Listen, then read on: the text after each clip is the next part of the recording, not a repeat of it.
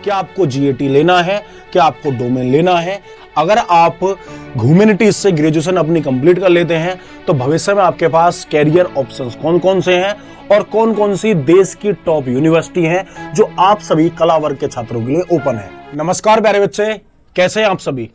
अगर आप कला वर्ग के छात्र हैं और सीयूटी एग्जाम 2027 की प्रिपरेशन कर रहे हैं तो आज का सेशन आपके लिए बहुत ज्यादा महत्वपूर्ण होने वाला है।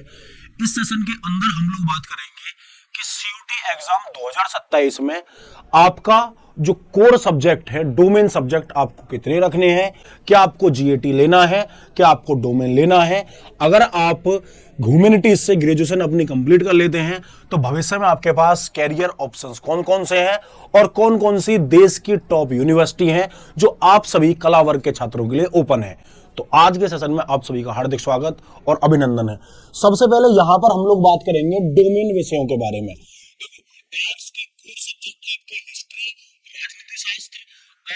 प्यारे साथी, कौन सा भूगोल और समाजशास्त्र आपके छात्रों के सबसे प्रमुख विषय यहाँ पर होने वाले हैं।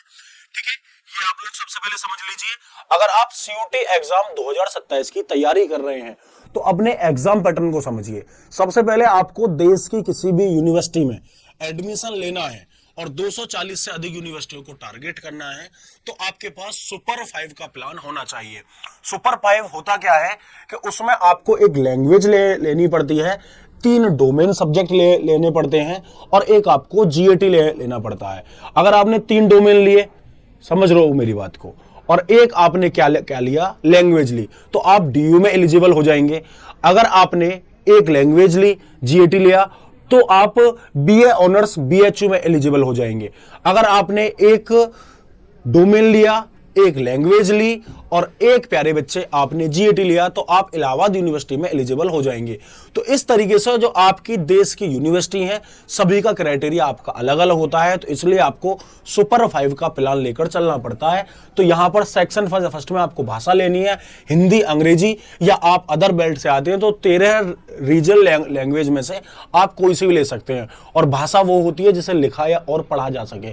साथ में सेक्शन 2 में आपको डोमेन सब्जेक्ट लेने हैं 12वीं के, जो आप 12वीं क्लास में पढ़ते हैं। आप लोग हिंदी को भी डोमेन सब्जेक्टों के रूप में चुन सकते हैं, अंग्रेजी को भी चुन सकते हैं।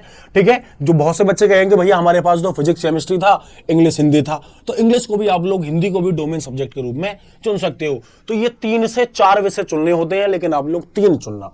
ठीक है, सेक्शन 3 तो जनरल टेस्ट। जनरल टेस्ट में बेसिकली आपका आता क्या है, बहुत सारे बच्चे मेरे से पूछते हैं। अब मैं एक बार आपको बता देता हूं कि जनरल टेस्ट में आपका आता क्या है। देखो, जनरल टेस्ट में आपका यहां पर क्या आता है, एक तो क्वांट आता है जिसे आप मैथ के रूप में जानते हैं, एक आपकी रीजनिंग आती है, ठीक है, और यहां पर करंट अफेयर प्लस स्टैटिक आती है। ठीक है, तो करंट प्लस स्टैटिक, इसके 20 सवाल आते हैं, इन दोनों के मिलाकर आपके 32 सवाल आते हैं। तो 20 से 18 के आसपास ये आपका क्राइटेरिया होता है। अगर करंट का, स्टैटिक का सिलेबस जानना है तो हमारी 7 बजे लाइव क्लास होती है, आप लोग उसमें जुड़ जाना, मुझसे पूछ लेना, मैं आपको बता दूंगा। अलग से एक इसके लिए स्पेसिफिक वीडियो बना देंगे। दिल्ली यूनिवर्सिटी के बारे में बात करेंगे, जो आप ह्यूमैनिटीज के कौन कौन से जो आपके कोर्सेज अवेलेबल हैं। तो बीए ऑनर्स जैसे जो कोर्सेज हैं वो अवेलेबल है और देश में ये नंबर 1 स्थान पर आपके आते हैं ह्यूमैनिटीज वाले छात्रों के लिए। आप पॉलिटिकल साइंस से, हिस्ट्री से, इकोनॉमिक्स से कर सकते हैं और ये देश में आपका नंबर 1 है। जैसे बीएचयू जो है वो एग्रीकल्चर में नंबर 1 है, जेएनयू एंड बीएचयू। तो विदेशी भाषा, फॉरेन लैंग्वेज और बेहतरीन सोशल साइंस आपके लिए यहाँ पे, सोशल साइंस के जो कोर्सेस हैं यहाँ के लिए फेमस है।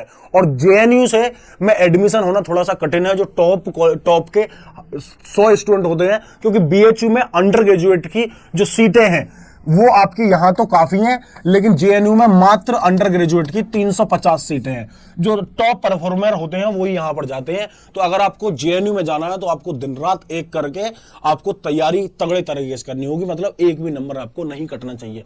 ठीक है, अगर आप हमारे साथ तैयारी शुरू करते हैं तो हम वादा करते हैं कि आपका एक भी नंबर नहीं कटने देंगे। पूरा जो हम पढ़ाएंगे उसी में से पेपर आपको देखने को मिलेगा।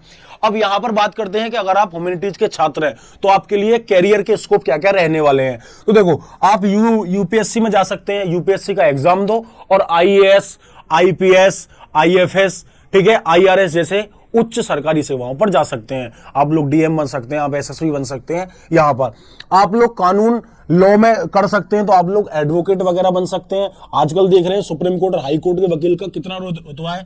साथ में पत्रकारिता, तो हिंदी में पत्रकारिता का अलग जलवा है।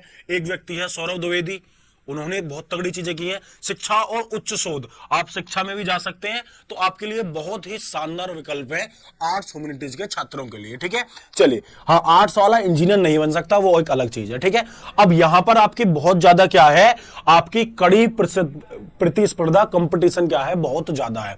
तो आपको यहां पर क्या करना होगा कि आपको मैक्सिमम टू मैक्सिमम करना, अब अचीव करना होगा।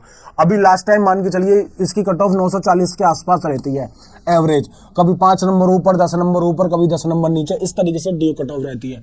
लेकिन आप अभी कट ऑफ को देखकर तैयारी ना करें। आपके 500 आ रहे हैं, आपके 300 आ रहे हैं, आपके 700 आ रहे हैं, डजंट मैटर। 700 वाला पीछे रह सकता है, 200 वाला 950 960 लाकर द हिंदू कॉलेज में एडमिशन ले सकता है। डिपेंड करता है आप किस निरंतरता से अपनी तैयारी करते हैं, तो आपकी जो कंटिन्यूटी है वो टूटनी आपकी नहीं चाहिए। ठीक है, अड्डा 24/7 आप सभी की सफलता में मील का पत्थर साबित होगा, और इसके लिए अड्डा 24/7 ने अपने जो लाइव बैचेस हैं वो लॉन्च कर दिए हैं। आपके पास आर्ट्स डोमेन और जो जीएटी और साइंस डोमेन के जो कोर्सेज हैं वो अवेलेबल है। साथ ही साथ आप लोग उत्तम 21 कूपन कोड का इस्तेमाल करके इन बैचेस में एनरोल कर सकते हैं। आइए जान लेते हैं कैसे बैचेस में एनरोल करना है। जैसे आप अगर सीयूटी आर्ट्स बैचेस में एनरोल करना चाहते हैं, तो जैसे ही आप इस पर बाय नाउ पर क्लिक करेंगे, यहां पर जुलाई 38 से अभी आपका डिस्काउंट चल रहा है, इसके स्थान पर आप एक कूपन कोड डाल देंगे उत्तम 21। ठीक है, उत्तम 21 आपने कूपन कोड डाला, यहां पर अप्लाई नाउ पर क्लिक किया। ये जो कूपन कोड है ये आपका 1644 रुपए का डिस्काउंट के बाद 2464 रुपए का पड़ गया।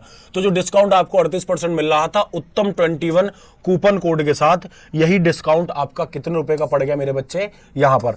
अब यहां पर सीयूटी हिंदी भाषा के बैच के बारे में जान लेते हैं। ये जीएटी और लैंग्वेज का बैच है। अभी आपको कितने रुपए का मिल रहा है, 1697 रुपए का। लेकिन जैसे ही आप लोग उत्तम 21 कूपन कोड यहां पर अप्लाई करेंगे, तो ये जो कोर्स है आपको यहां पर 1642 रुपए का मिल जाएगा। तो जो डिस्काउंट आपको यहां पर मिल रहा था 40% का, वो अब मिल गया प्यारे साथी। पहले 38 का मिल रहा था, अब आपको 40%। ध्यान रहे, आपको ये जो कूपन कोड है उत्तम 21 ये अप्लाई करना है। आई होप वीडियो में दी गई जानकारी आप सभी को समझ में आई होगी। कोई दिक्कत हो, परेशानी हो, कोई क्वेरी हो, तो वीडियो के कमेंट सेक्शन में कमेंट करके आप सभी लोग बता सकते हैं। Thank you so much. जय हिंद।